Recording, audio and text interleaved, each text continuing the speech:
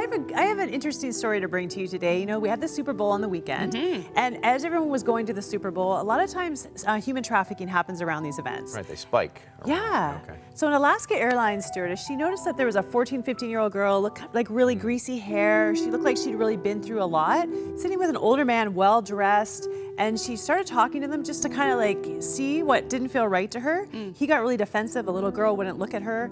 And so she decided, yeah, I got to do something. So she came up with a plan. I love this plan. She put a note in the bathroom mirror that says, "Are you in trouble?" And then she went to the little girl and she found a way to get her to the bathroom, you know? And of course the man's watching the whole time, right? The little girl goes in the bathroom, writes on the note, "I need help."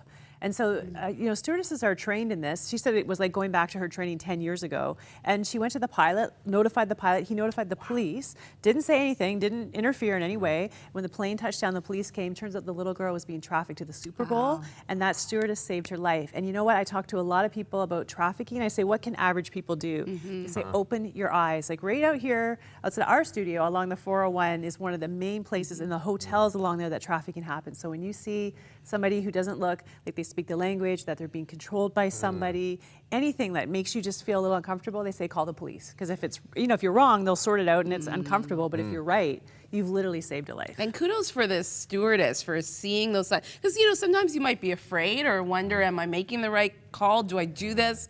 But yeah, bravo to her for taking that step, and also for encouraging other, you know, airline employees to look for those signs, right? It's all about training and making sure that you see those things. I saw a woman standing in a department store the other day crying, and I was thinking, what do I do? Right. You know, like I didn't know what to do, and then she just walked out, so I didn't have a chance. But I keep thinking about her because I think, what if I could have intervened in something? So yeah, you got to act fast. Trust your instincts, right? Step in and do something.